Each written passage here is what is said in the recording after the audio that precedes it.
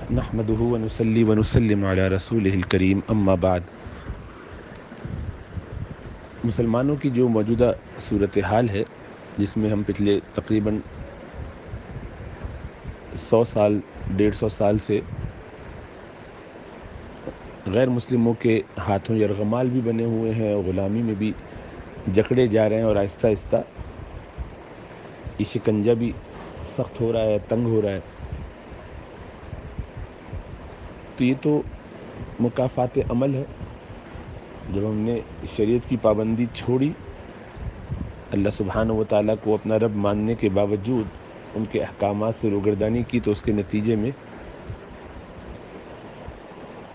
نہ ہماری سمجھ ٹھیک رہتی ہے، نہ ہم دیکھ سکتے ہیں، ہمارا علم بھی کمزور ہونا شروع ہو جاتا ہے، ہمارا عمل بھی خراب ہو جاتا ہے۔ وہ جو نور بصارت چاہیے راستے کو پہچاننے کے لیے، وہ شریعت کے علم سے آتا ہے، وہ بھی دھندلا جاتا ہے، اس میں بھی کوتاہیاں آ جاتی ہیں، باوجود اس کے کہ ہم کوشش کرتے رہیں۔ اور اسی طریقے سے وہ جو نور بصیرت چاہیے، وہ بھی بالکل مان پڑ جاتا ہے۔ اور وجہ ان دونوں کی یہ ہے کہ اخلاص کی کمی، آخرت کی فکر کی کمی، اسی طریقے سے دنیا کے اندر الجھ جانا، دنیا کو محبوب بنا لینا، مقصود بنا لینا۔ جب آدمی دنیا کو اپنا مقصد بناتا ہے تو اللہ سبحانہ و تعالیٰ کے حقوق میں کوتاہی کرتا ہے، بندوں کے حقوق پہ کوتاہی کرتا ہے،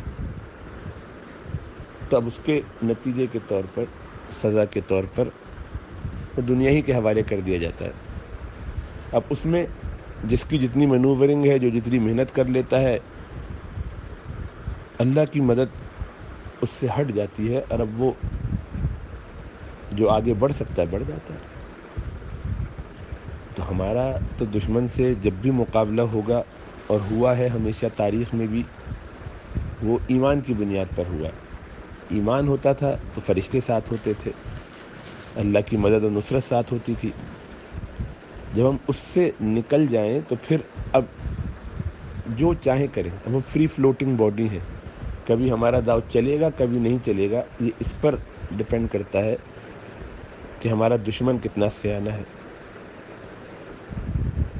1000 سال کی تاریخ میں دشمن نے ہمارے بارے میں جو جو اندازے لگائے، اپنی ریسرچ کی محنت کی اندازوں سے، تجربے سے، ہمارے ساتھ اٹھ بیٹھ کے، مسلمان حکمرانوں کو، عوام کو اچھی طرح جان کے، تو انہوں نے اپنے حساب سے خاکہ بنایا، اس پر انہوں نے محنت کی، اور انتھک محنت کی، یعنی بالکل بے غرض ہو کر اس مقصد کو سامنے رکھا کہ ہمیں اسلام کو دنیا سے مٹانا ہے، پوری دنیا میں اپنا غلبہ کرنا ہے۔ یہ کوشش، اس کی محنت انہوں نے پچھلے 250-300 سالوں میں تو بہت زیادہ تیزی کے ساتھ اور شدت کے ساتھ کی ہے۔ یہ کبھی بھی کامیاب نہیں ہو سکتے جب تک کہ اللہ سبحانہ و تعالیٰ کی طرف سے رعایت نہ دے دی جائے، اور اللہ کی طرف سے رعایت دشمن کو اسی وقت دی جاتی ہے جب ہماری طرف سے کوئی کوتاہی ہوئی ہو، اور ہم اس کا انجبار نہ کر رہے ہوں، ہم توجہ نہ کر رہے ہوں اور فکر نہ کر رہے ہوں، ہمیں یہ احساس ہی نہ رہے کہ ہم سے کیا غلطی ہو رہی ہے۔ اللہ کے رسول صلی اللہ علیہ وسلم غزوہ احد میں خود موجود ہے بنفس نفیس۔ آپ صلی اللہ علیہ وسلم کے وجود باوجود کے ہوتے ہوئے بھی صحابہ کرام کی ایک جماعت کے ایک بہت تھوڑے سے حصے کی ایک غلطی، خطا 70 صحابہ کی شہادت پر منتج ہوتی ہے۔ رسول اللہ صلی اللہ علیہ وسلم کو زخم آتے ہیں، تکلیف پہنچتی ہے، یعنی ایک جیتی ہوئی بازی ہار جاتے ہیں مسلمان رسول اللہ صلی اللہ علیہ وسلم کے ہوتے ہوئے۔ اور کل وجہ کیا تھی کہ وہ چند صحابہ نے جو درے پر متعین تھے، اپنے امیر کی بات نہیں مانی۔ ان کا اجتہاد انہیں یہ بتانے لگا کہ رسول اللہ صلی اللہ علیہ وسلم نے جو ہمیں یہاں متعین کیا تھا، وہ تو فتح تک تھا نا، اب تو فتح ہو گئی۔ آپ نے یہ تو فرمایا تھا کہ اگر دشمن بھی ہمیں نوچے تو تب بھی اتر کے مدد کرنے مت آنا، وہیں پہ رہنا۔ تو وہ تو ہار والی کیفیت تھی. اب تو ہم جیت چکے, دشمن بھاگ گیا ہے, نکل گیا ہے, واپس جاتا ہوا نظر آ رہا ہے. تو اب تو کیفیت یہ ہے کہ ہم کامیابی کے راستے پر پڑ گئے ہیں. تو اب کیا, اب اس میں اچھل کود تھوڑا مزہ ہم بھی کر لیں, سامان لوٹ رہے ہیں, سب لوگ انجوائے کر رہے ہیں, آدمی ذرا چاہتا ہے محنت کا پھل ملے, تو انسان ہے. اور یہ اصل میں تو ہمارے سکھانے کے لیے کہ دیکھو ایسی بابرکت مجلس میں بھی ایک سے ایک اونچے درجے کے صحابہ وہاں موجود ہے, رسول اللہ صلی اللہ علیہ وسلم خود موجود ہیں, فرشتوں کی مدد آ رہی ہے, اور اس کے باوجود شریعت کی پابندی میں ذرا بھی کوتاہی ہوگی تو انجام یہی ہوگا, نقصان اٹھانا پڑے گا. اور وہ نقصان بھی صفائی کے لیے ہوتا ہے, اس میں بھی خیر ہی ہوتی ہے اگر انسان رجوع کر لے, اس کے نتیجے میں اللہ کی طرف پلٹ آئے. چنانچہ صحابہ کرام کو اللہ سبحانہ و تعالی نے اس کے نتیجے میں برات اور اپنی معافی کا پروانہ, ان پر رحمتوں کا پروانہ اللہ سبحانہ و تعالی نے قرآن کے اندر اتار دیا, اور ہمارے لیے سبق چھوڑ دیا کہ دیکھو اصول سے نہیں ہٹنا, کام پورے ٹھیک کرنا, پھر ہماری مدد آئے گی. تم جب تک اللہ کی آنے والی مدد کے پردے کو چاک نہیں کرو گے, وہ مدد تم پر آتی رہے گی. بس تقویٰ سے رہو, نافرمانی نہ کرو. اب موجودہ زمانے میں جو حالات چل رہے ہیں, کشمیر کا ہو, فلسطین کا ہو, اور دیگر ممالک میں, چائنا میں بڑے مسائل ہیں, اور جگہوں پر ہیں, برما کے مسلمان ہیں, اللہ سب پر اپنا خصوصی فضل فرمائے. خود پاکستان برے حالات میں ہے, انڈیا کے مسلمان بہت بری طریقے سے جکڑے جا رہے ہیں. تو اب تو کوئی جگہ شاید محفوظ نہیں رہی کہ جہاں لوگ معاشی تنگی سے بچے ہوں اور امن و امان کا مسئلہ ہو. تو ظلم ہے, زیادتی ہے دشمنوں کی طرف سے. اللہ نے ان کو یہ چھوٹ دی ہے, الا بحبل من اللہ وحبل من الناس. تو یہ وقتی چلت پھرت ہے ان کی, عارضی زندگی کا ایک مزہ ہے. اس میں ہمارا رویہ کیا ہونا چاہیے؟ اصل تو یہی ہے کہ شریعت کی پابندی ہونی چاہیے. اب اس میں لوگ دعا کے بارے میں جو کہتے ہیں, اس کی وضاحت دوبارہ کرتا چلوں کہ بھائی اسباب کرنے ہیں اختیار, اور ان میں سب سے بڑا سبب دعا ہے. دعا خود ایک سبب ہے. ہمارے ذہن میں ہوتا ہے کہ مادی اسباب اصل ہے, مادی اسباب اصل نہیں ہوتے. اصل تو اللہ کی مدد ہوتی ہے, وہ آپ کے شامل حال ہو جائے. اللہ چاہتے ہیں کہ ہم سے مانگو, پھر ہم تمہاری مدد کریں گے. تو ان دعاؤں ہی کے نتیجے میں مادی اسباب کے لیے راستہ اللہ کھولتے ہیں. وہ مادی اسباب کیا ہونے چاہیے, کن خطوط پہ ہونے چاہیے, کس طرح سے ہونے چاہیے, وہ بھی اللہ ہی تو بتائیں گے. اس کی طرف رہنمائی اللہ ہی کی طرف سے القاء کی جائے گی. لیڈرز کو, علماء کو, بڑوں کو وہ سمجھ میں آئے گا کہ یہ کرنا ہے. چھوٹوں کے دلوں میں وہ کرنے کا جذبہ پیدا ہوگا. وہ اسی صورت میں ہوگا جب اللہ کی رضا میں چل رہے ہوں گے, اللہ کے پروٹیکشن میں چل رہے ہوں گے. تو اس لیے دعا تو شروع میں بھی, بیچ میں بھی, آخر میں بھی, یعنی ہمہ وقت رہے گی. اور اسباب بھی اختیار کیے جائیں گے شریعت کے دائرے میں رہ کر. اور وہ جب راستہ صاف نظر آنے لگتا ہے, دیکھ سکتا ہے آدمی, تو پھر اس کو پتہ ہوتا ہے کہ مجھے کہاں کیا مینوورنگ کرنی ہے, کہاں مجھے لین چینج کر لینی چاہیے, کس وقت مجھے سگنل پہ رک جانا چاہیے, کس وقت مجھے یہ ایگزٹ لے لینا چاہیے اور دوبارہ سے ریٹور کرنا چاہیے. یہ سب باتیں جب روشنی صاف ہو, باہر کی بھی اور اندر کی بھی, تو نظر آتا ہے, پتہ چلتا ہے. اور جب ہم اس سے عاری ہو جائیں تو باہر کی روشنی خالی ہو اور اندر کی نہ ہو, یا اندر کی ہو اور باہر کی نہ ہو, دونوں صورتوں میں کام نہیں بنتا. اس لیے اس وقت امت ان حالات میں ہے کہ جس میں کوئی راستہ خیر کا نہیں سمجھ میں آ سکتا, کسی کام میں خیر ہو نہیں سکتی, کچھ بھی کر لیں, اس لیے کہ وہ جو اصل جڑ ہے ہم اس کی طرف نہیں آ رہے ہیں. ابھی تک ہماری فکر اور کوشش اسباب پہ ہے. اسباب کو ہم نے ارباب بنا لیا ہے, اور بڑے بڑے دیندار لوگ یہ سمجھتے ہیں. اسباب اس لیے اختیار نہیں کیے جاتے کہ اسباب خود مؤثر حقیقی ہوتے ہیں, بلکہ وہ اس لیے کیے جاتے ہیں کہ وہ اللہ کا حکم ہے. اللہ نے دنیا کو کوز اینڈ ایفیکٹ کے ساتھ باندھا ہے.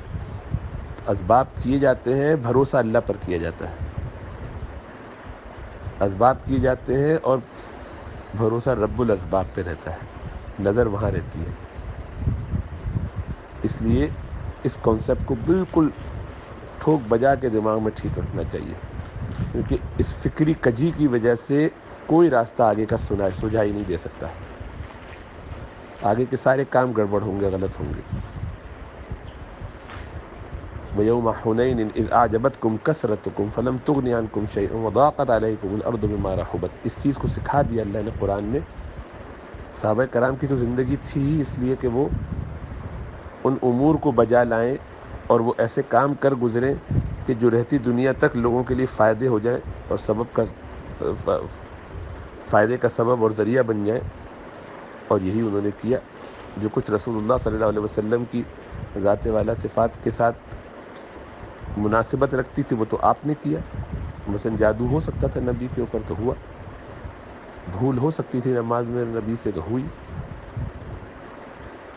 نبی اکرم صلی اللہ علیہ وسلم اپنے منہ بولے بیٹے کی بیوی سے شادی کرنے کی اس رسم کو توڑ سکتے تھے تو توڑا، لیکن چوری اور اس کے نتیجے میں سزا ہونا، خدا نخواستہ، یا زنا اور اس کے نتیجے میں سزا ہونا، یا شراب اور اس کے نتیجے میں کوڑے پڑنا، تو اس طرح کے جو امور تھے یہ رسول اللہ صلی اللہ علیہ وسلم کے شائع نشان نہیں تھے، تو شریعت امپلیمنٹ کرنا تھا، اس لیے صحابہ کرام کو اللہ سبحانہ و تعالیٰ نے اس کام کے لیے گویا چنا اور انہوں نے یہ سب کام کر کے دکھائے۔ اور رسول اللہ صلی اللہ علیہ وسلم نے باقاعدہ ان کسی ایک صحابی سے ایک سے زیادہ برا عمل نظر نہیں آئے گا، کیونکہ وہ محفوظ ہیں اس طور پر، اور اکا دکا ہی واقعات تھے، بہت سارے لوگوں نے بھی یہ کام نہیں کیا۔ ایک مرد ایک عورت الگ الگ واقعے کے اندر زنا میں ملوث ہوئے، دونوں شادی شدہ تھے، دونوں کو سنسار کیا گیا ان کے اپنے قبول کرنے پر۔ ایک صحابی سے شراب کی عادت نہیں چھوٹتی تھی، ان کو بھی کوڑے پڑے۔ ایک صحابیہ سے چوری ہوئی، ہاتھ کٹے۔ تو یہ سب رسول اللہ صلی اللہ علیہ وسلم نے ڈیمونسٹریٹ کر کے پریکٹیکلی بتایا کہ یہ ہو سکتا ہے، جب خیر القرون میں ہو سکتا ہے تو اب تو اور آسانی سے ہو سکتا ہے۔ وہ اتنے پاکیزہ لوگ تھے کہ جن کو تو معاف کرنے کا دل سے جذبہ اٹھتا ہوگا کہ، لیکن اللہ کی حد ہے، اس کو نافذ کرنا ضروری ہے، تاکہ جب ان کو بھی سزا دی گئی جن کی 99% مارکس آ رہے ہوں اور ایک غلطی خطا ہو گئی ہو، تو آپ کو مجھے کیسے چھوڑا جائے گا کہ جن کے ساتھ صبح شام ایسی حرکتیں ہو رہی ہیں اور 2 نمبریاں ہو رہی ہیں، جان بوجھ کے ہو رہا۔ بہرحال تو وہاں صحابہ کرام کو ایک جذبہ، کچھ لوگوں نے خالی یہ بات کہہ دی حنین کے موقع پر کہ یہ دیکھو اب تک تو ہم جیتتے رہے ہیں، کامیاب ہوتے رہے ہیں، ہمارے پاس 1:3 کا ریشیو تھا، یہاں تو ہمارے پاس 12,000 پہلی دفعہ صحابہ جمع ہوئے ہیں اور سب کے پاس اسلحہ بھی ہے، تو یہ تو ایسی جاندار ہماری اس وقت پوزیشن ہے کہ ہم دشمن کو بڑے آرام سے شکست دے سکیں گے۔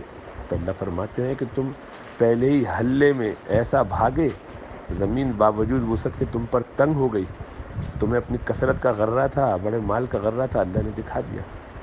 تو دیکھو سارے اسباب ہونے کے باوجود لمحے بھر میں وہاں سے فرار ہونا پڑا، کیونکہ وہ اوپر اپنے چھتوں پہ کھڑے ہو کر دشمن نے تیر برسانا شروع کی، تو اب دشمن سامنے ہے ہی نہیں تو آپ کیسے لڑیں گے؟ تو سب تلواریں، سب ڈھالیں، سب ضائع ہوئے، کچھ استعمال ہی نہ ہو سکے، تو بھاگے وہاں سے۔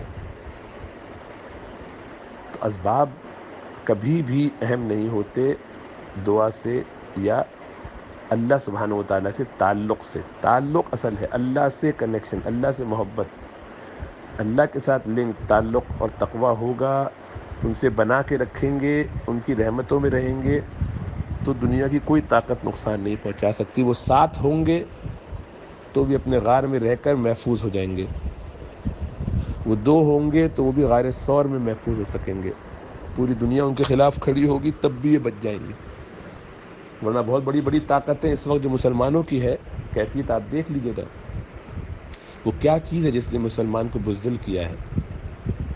اس وقت مسلمان کتنی تعداد میں ہے، چاروں طرف سے گھیرا ہوا ہے اتنے چھوٹے سے ایک ملک اسرائیل کو، لیکن حالت یہ ہے کہ جھگی بنی ہوئی ہے، ایک لفظ نہیں بول سکتے۔ کسی حکمران کے اندر یہ دم نہیں ہے کہ وہ بات کر سکے۔ وہی تاتاریوں والی کیفیت ہے کہ ایک بندے کو 10 50 لوگوں کو قابو کرنا آسان تھا، وہ آگے کہتا کھڑے رہو، ایسے ہلنا نہیں، وہ ہلتے بھی نہیں تھے، اس خوف میں کہ اگر ہلے تو مارے جائیں گے، تو ویسے ہی مارے جانا۔ زندگی موت ہے، کھو دیتی ہے جب ذوق خراش. تو یہ کیفیت ہے اس وقت. تو اسی لیے اصل تو اللہ سے تعلق بنانا ہے، توبہ استغفار کر کے، دعا کر کے. یہ سب سے بڑا سبب ہے اللہ کی رحمت کو اپنی طرف لانے میں. پھر دوسرا سبب ہے مادی وسائل جمع کرنا، کہ جب تقویٰ ہو گیا، اللہ سے تعلق ہو گیا، تو پھر مادی وسائل. یہ وَأَعِدُّوا لَهُم مَّا اسْتَطَعْتُم مِّن قُوَّةٍ وَمِن رِّبَاطِ الْخَيْلِ تُرْهِبُونَ بِهِ عَدُوَّ اللَّهِ وَعَدُوَّكُمْ. اس سے ان کے دلوں میں رعب ڈالنے کے لیے، کیونکہ وہ تمہاری دعائیں نہیں دیکھیں گے دشمن. ان کو تمہارا تعلق مع اللہ نظر نہیں آئے گا. دشمن پہ تو رعب طاری ہوگا تمہاری تعداد سے، تمہارے اسلحے سے، تمہاری ظاہری اسباب سے، کیونکہ اس کی نظر تو اسباب پہ جاتی ہے. لیکن تمہاری نظر اس ظاہری اسباب پہ نہیں ہوگی، تمہاری نظر تو رب الاسباب پر ہوگی. تو تم وہاں نظر رکھ کے اللہ سے تعلق بناؤ گے، اور یہ چیزیں خالی اللہ کے حکم کو پورا کرنے کے لیے کرو گے، تو اس میں سے ان چیزوں کا رعب بھی پڑے گا، ان اسباب کی برکتیں بھی تمہیں نصیب ہوگی، تمہیں اللہ سبحانہ و تعالیٰ کی مدد بھی مل جائے گی، کام بن جائے گا. لیکن اب ہمارا چونکہ ہم دنیا میں ساری چیزوں کو کوز اینڈ افیکٹ میں دیکھتے ہیں، تو ہمیں وہ اسباب ہی نظر آتے ہیں ہر چیز کے پیچھے. تو ایسے ایسے دیندار لوگ بھی یہ بات کہتے ہیں کہ دعا سے کیا ہوتا ہے، اصل تو یہ کرنا چاہیے. اور ایسی باتیں کہتے ہیں کہ اپنے گھر کا چولہا نہیں جلتا تو اس کے لیے کیا دعا کرتے ہو کہ چولہا جلے. گھر میں اگر بجلی کا مسئلہ ہو جاتا تو کہ دعا کر کے اللہ سے کہتے ہو کہ، حالانکہ اس وقت بھی دعا ہی کرنی چاہیے اور پھر اسباب اختیار کرنے چاہیے. لیکن دماغ چونکہ الٹا ہو چکا ہے تو بات سمجھ میں نہیں آتی. اللہ کے رسول صلی اللہ علیہ وسلم تو فرماتے کہ میرے تو جوتے کا تسمہ ٹوٹ جائے تو بھی میں اللہ سے مانگتا ہوں، پہلے دعا کرتا ہوں، پھر کسی شر سے بچنے کے لیے بھی یہی ہے. سبب بھی اختیار کرنا ہے اللہ کا حکم سمجھتے ہوئے. اسی لیے سبب اختیار کرنے میں یہ نہیں دیکھنا کہ سبب کتنا ہمارے بس میں، چھوٹا بڑا، بس کرنا ہے، محنت کرنی ہے. چنانچہ حضرت یوسف علیہ السلام کا واقعہ بڑا واضح ہے. کیا ہوا؟ زلیخا کے پاس کمرے میں بند ہیں، کئی دروازے آگے تالے لگے ہوئے ہیں، کھولے نہیں جا سکتے. پہلا کام کیا کیا؟ دعا کی، اللہ کی پناہ میں آ گئے. قال معاذ اللہ. پھر اس نعمت کو جو اللہ نے احسانات کیے ہیں بندے کے ذریعے اپنی ذات، ان کا شکر ادا کیا. اور اللہ سبحانہ و تعالیٰ کی رحمت میں، اس کی پناہ میں آنے کے بعد پھر سبب اختیار کیا. سبب کیا تھا کہ میرے بس میں اس وقت یہاں سے دروازے تک بھاگنا ہے، بھاگے. اس وقت بیٹھ نہیں گئے کہ اب دعا کر لیے تو دعائی میں بیٹھے رہے، نہیں. اب اللہ ہی کا یہ حکم ہے، نبی اکرم صلی اللہ علیہ وسلم کی یہ سنت ہے کہ سبب کو اختیار کرنا ہے تو فوراً وہاں سے دروازے تک بھاگنے میں جو ہمت چاہیے تھی وہ بہم پہنچائی اور بھاگ کھڑے ہوئے. معلوم تھا کہ دروازہ لاک ہے، لیکن اب اللہ کی رحمت آئی کیونکہ کام سارے صحیح طریقے سے کیے گئے. تو وہ معجزاتی طور پر وہ دروازے کھلے اور وہ باہر پہنچ سکے، بچ گئے الحمدللہ. طریقہ یہ ہے. خالی اسباب کر لینے سے بھی نہیں ہوگا، خالی دعا کر لینے سے بھی نہیں ہوگا، لیکن دعا کریں گے تو پہلا اسٹیپ ہے، اصل اسٹیپ ہے. اس کے نتیجے میں اللہ کی رحمت ملے گی. یہ سبب ایسا ہے کہ جو آپ کو پھر آگے کے راستے سجھائے گا کہ اسباب میں سے بھی کون کون سے سبب کو اختیار کرنا ہے. تو سارے اسباب تو کر نہیں سکتے، سارے اس وقت ہمارے پاس اویلیبل بھی نہیں ہے. تو کیا کریں؟ کیا ایسی لائن ہمیں سمجھ میں آئے کہ ہم ایسا کر دیں کام ہو جائے. غزوہ احد ہی کے موقع پر، غزوہ احزاب کے موقع پر حضرت سلمان فارسی کو وہ آئیڈیا کیسے اللہ نے دل میں ڈالا. حضرت سلمان فارسی اتنے سالوں سے رسول اللہ صلی اللہ علیہ وسلم تک پہنچنے کی کوشش کر رہے تھے. یہ غزوہ احزاب کے موقع پر ہی کیوں وہاں پہنچے؟ یہ سارے اللہ سبحانہ و تعالیٰ کے انتظامات ہیں، کیونکہ یہاں تعلق اللہ سے بنایا ہوا ہے، صحیح خطوط پہ کام ہو رہا ہے. تو اب اللہ سبحانہ و تعالیٰ صحیح موقع پر صحیح رہنمائی جیسی جیسی ضرورت ہوتی کرتے ہیں. چنانچہ وہ اس وقت وہاں موجود تھے. غزوہ احزاب شروع ہونے والا تھا، چاروں طرف سے حملے ہوں گے، 10,000 کا لشکر چلا آ رہا ہے کہاں کہاں سے. اور خندق کھود کے بالکل ایک جسے کہنا چاہیے اجنبی عمل کیا، بالکل سرپرائز اسٹائل تھا جو مکہ والوں کو معلوم ہی نہیں تھا. تو وہ اس کے لیے تیار ہی نہیں تھے، کچھ نہیں کر پائے. بالکل مہینے بھر کا محاصرہ کر کے پسپا ہو کے واپس گئے. اللہ نے آندھی بھی بھیجی، ان کو 1 مہینے مزید چیک بھی کیا کہ ثابت قدم رہتے بھی ہیں یا یہ خندق پہ اب بھروسہ کر کے بیٹھ گئے کہ خندق ہے چھٹی ہوئی نہیں، 1 مہینے کا محاصرہ، اور اس دوران میں فاقے بھی کیے، تکلیفیں بھی اٹھائی، مشقت بھی اٹھائی، اور ہر تکلیف کے نتیجے میں کیا ہوا؟ جذبات بھی بڑھتے گئے، ایمان بڑھتے گئے۔ اللہ کہتے ہیں وَمَا زَادَهُمْ إِلَّا إِيمَانًا وَتَسْلِيمًا۔ قضاء حاجت کے لیے نہیں جا سکتے، کھانے کو نہیں مل رہا، منافقین پیچھے ہٹ گئے۔ ان کا کہنا تھا یہ کیا، تمہارا وعدہ تو یہ اور یہ تھا، اور ہمارے ساتھ تو یہ ہو رہا ہے، چھوڑ چھوڑ کے نکلتے گئے۔ ایمان والے وہاں ڈٹ کے رہے، اور اللہ نے ان کی اس ثابت قدمی کو جانچا بھی، اس کو پرکھا، اور اس کے نتیجے میں پھر اللہ کی مدد آئی، ہوا کے جھکڑ چلے اور ان کے خیمے اکھڑ گئے، اور یہ سب واپس ہوئے۔ تو یہ سارا کام ایسے ہی ہوگا، اب بھی ایسے ہی ہوگا، لیکن ہم سمجھتے نہیں ہیں اور چاہتے یہی ہیں کہ اپنی اپنی مینورنگ کریں، اور جو بد دعائیں دے سکتے ہوں دیں، ان کے خلاف اور ان کے خلاف وہ سب بھی کریں، دعائیں بھی کریں اللہ سے اپنے حق میں، اپنے بھائیوں کے حق میں، اپنے مظلوم بہن بھائی جہاں جہاں ہیں، لیکن ساتھ ساتھ اللہ سے اپنا تعلق تقوی والا بنائیں، گناہوں سے بچ کے، پھر دیکھیں اللہ کی مدد آئے گی۔ وہ فضائے بدر پیدا کرنی پڑے گی، تبھی تو فرشتے آتے ہیں مدد کے لیے۔ تو یہ بات تو کسی صورت اس میں کمپرومائز نہیں ہوا کہ یہی اصل ہے، یعنی اس میں سبب کے درجے میں بھی دعا سب سے اہم ہے، بعد کا جو عمل ہے یعنی اسباب ظاہریہ کو اختیار کرنا اس سبب باطنی کے مقابلے میں وہ دوسرے نمبر پر ہے۔ پہلے یہ ہوگا پھر وہ ہوگا، اور یہ پہلا والا ہی جو ہے ہمیں سجھائے گا کہ ان اسباب ظاہریہ میں سے کون کون سا سبب اس وقت استعمال کرنا ہے، کس طرح کرنا ہے، کن کن لوگوں کے ساتھ کرنا ہے۔ یہ سارے سٹیپ، سارے چیزیں اللہ سکھائیں گے، اور ایسے ایسے کام مسلمان کر پائیں گے۔ یعنی کیسے خیال آ گیا کہ سمندر کا جہاز اور شپ، کشتی وغیرہ وہ مٹی میں چلائی جائے گی، چلائی تھی نا، کیسے فلسطین کو فتح کیا تھا صلاح الدین ایوبی نے رحمۃ اللہ علیہ۔ یہ کیسے صحابہ کو سمجھ میں آ گیا کہ گھوڑے کو لے کر ہمیں دریا میں بھی کود جانا ہے اللہ کا نام لے کر۔ کیسے طارق بن زیاد کو سمجھ میں آ گیا کہ ہمیں اپنی کشتیوں کو جلا دینا چاہیے کامیابی کے لیے۔ یہ ساری پلاننگ کون ڈال رہا ہے دلوں میں؟ اللہ سبحانہ و تعالیٰ، اس لیے کہ ہمارا تعلق اللہ سے بنا ہوا ہے۔ اس وقت جو ہمیں سمجھ میں نہیں آ رہا کہ اصل میں کیا کرنا چاہیے، ایکچوئل جواب اس کا یہی ہے کہ اصل میں کیا کرنا چاہیے ہم نہیں دیکھ سکتے، ہماری نظر وہاں جا نہیں سکتی، اس لیے کہ ہم نے اپنے دلوں کو صاف نہیں کیا ہوا ہے، ہماری بصارت ٹھیک نہیں، ہماری بصیرت ٹھیک نہیں، اور جب تک اس کو ٹھیک نہ کیا جائے ممکن نہیں ہے کہ ہمیں نظر آ جائے راستہ۔ بعض لوگوں کا خیال ہے کہ ہمیں اس وقت جو ہے وہ OIC کا کوئی اجلاس بنا کے کچھ کر لینا چاہیے، بعض کا خیال ہے کہ ہمیں چاہیے کہ ہم کچھ مل بانٹ کے ایسا کچھ کریں کہ اندرون خانہ کوئی مدد ہو جائے، ہمیں چاہیے کہ یوں کر لیں، اور کوئی کہتا ہے کہ یوں کر لیں، مظاہرے کر لیں، پٹیشن کر لیں، یہ سب کرنا چاہیے، سب میں کہیں بھی خیر ہو سکتی ہے، لیکن ان میں سے کوئی فروٹفل نہیں ہو رہا، اور شاید ہو بھی نہ، مایوسی کی وجہ سے نہیں کہہ رہا، اس وجہ سے کہہ رہا ہوں کہ جو اصل کام ہے وہ نہیں کیا گیا۔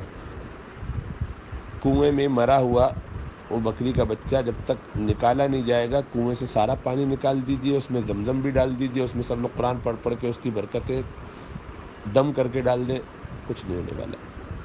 یہ اللہ نے ایک نظام بنایا ہے کاز اینڈ افیکٹ کا، جو غلطیاں ہیں ان کی اصلاح کی جائے گی، توبہ استغفار کیا جائے گا، اللہ سے رجوع کیا جائے گا، معاملات درست کیے جائیں گے، اللہ سے بنائی جائے گی، پھر اللہ سبحانہ وتعالیٰ کی رحمت اور مدد آئے گی، تب کام درست ہوگا۔ وہ کیا ہے وہ بھی نہیں سمجھ میں آئے گا، جیسا عرض کیا وہ ایسے ہی سمجھ میں آئے گا جب ہم تقویٰ سے مزین ہوں گے۔ تقویٰ کا مطلب یہ ہے کہ توبہ پکے طور پر کر لی جائے، پورا ارادہ ہو 100% شریعت پہ عمل کرنے کا، پک اینڈ چوز نہیں، اپنی مرضی سے نہیں، اس موقع پر اس موقع پر یہاں اور وہاں نہیں، اپنی مرضی سے پورا اللہ کی شریعت کو اپنے ہر دائرے میں لینا ہے۔ اب اپنے عقائد کو بھی درست کرنا ہے، نظریات اور فکر کو بھی درست کرنا ہے، اپنے عبادات کو بھی درست کرنا ہے، ایک ایک شاخ، ایک ایک انداز کو ہر درجے میں، ہر جہاں ہمارے بس میں ہو فکر کرنی ہے، کوشش کرنی ہے جتنا ہو سکے۔ معاملات کو بھی درست کرنا ہے، حرام و حلال کی فکر کرنی ہے، معاشرت کو بھی صحیح کرنا ہے، لوگوں کے ساتھ رویے، تعلقات ہمارے کے اخلاقیات، امراض باطنہ، ان کی اصلاح کرنا ضروری ہے۔ یہ سارے کام آپ کیجئے، اور پھر دیکھیے اللہ کی مدد آتی ہے کہ نہیں آتی، ضرور آئے گی، بلا شبہ آئے گی۔ انتم الاعلون ان کنتم مؤمنین، تم ہی غالب رہو گے اگر تم مؤمن ہو۔ کلمۃ اللہ ہی العلیٰ، اللہ کا کلمہ غالب ہو کر رہے گا۔ وَيَأْبَى اللَّهُ إِلَّا أَن يُتِمَّ نُورَهُ، اللہ تو اس پر یکسو ہے، اللہ سبحانہ تعالیٰ کا فیصلہ ہے کہ وہ ہر حالت میں اپنے اس نور کو مکمل کریں گے۔ اللہ کے رسول صلی اللہ علیہ وسلم نے فرمایا کہ ہر گھر میں اسلام داخل ہوگا، خواہ وہ مٹی کا بنا ہو، خواہ وہ لکڑی کا بنا ہو، کسی بھی چیز کا بنا ہو، کھالوں کا بنا ہوا ہو، بس ہر جگہ پر، خواہ کوئی چاہے یا نہ چاہے، کسی کے ناک منہ چڑھانے سے کچھ نہیں ہوتا، کسی کا غصہ کرنے سے کچھ نہیں ہوتا، کسی کی چاہت سے کچھ نہیں ہوتا، دین ہر جگہ پہنچے گا۔ اللہ کا یہ وعدہ ہے۔ ہمیں اپنے آپ کو اللہ سبحانہ و تعالیٰ کی اس رحمت، اس وعدے کا مورد بنانا ہے کہ اللہ ہم پر وہ رحمت فرما دے۔ ہم سے پچھلے والے بہت ساری امتوں میں ہوئے، بہت سارے ہمارے بزرگوں کو، ہمارے بڑوں کو ملی ہے سعادت اور برکت، پھر بیچ میں محرومی کے بھی زمانے آتے گئے، اوپر نیچے ہوتے چلے گئے۔ آج پھر وقت ہے کہ لوگ دوبارہ اللہ سے رجوع کر کے، دوبارہ اپنے معاملات کو درست کر کے اللہ سے اسی رحمت کی امید لگائیں، سوال کریں، لیکن یکسو ہو کر تمام کے تمام توبوا الی اللہ جمیعا ایھا المؤمنون لعلکم تفلحون، سب کے سب مل کے اللہ سے توبہ کرو، سب مل کر اللہ سے رجوع کرو، پھر دیکھو کہ آتی ہے کہ نہیں اللہ کی مدد اور اللہ کی نصرت۔ لیکن اس کے علاوہ کر لیجیے جو کرنا ہے، ان سب کے بھی انشاءاللہ تعالیٰ کچھ نہ کچھ فوائد ہوں گے، اپنے اپنے حصے ہوں گے، کوئی مذائقہ نہیں ہے، جس کا جیسا ذوق ہو ویسا کرے۔ لیکن اگر وہ شریعت کی پابندی کے بغیر ہی سارے کام کرتا ہے تو کر گزرے، کچھ نہیں ہونے والا، یہ وقت کا ضیاع ہے، بلکہ ہو سکتا ہے کہ اس سے نقصان ہی ہو۔ یہ تو وہی والی کیفیت ہوگی، تڑپو گے جتنا جال کے اندر، جال گھسے گا کھال کے اندر، فائدہ نہیں، نقصان ہوگا۔ اس لیے مثبت کام کرنے کے لیے ضروری ہے کہ اللہ سے اپنا تعلق جوڑا جائے۔ اللہ ہمیں سمجھ اور شعور عطا فرمائے۔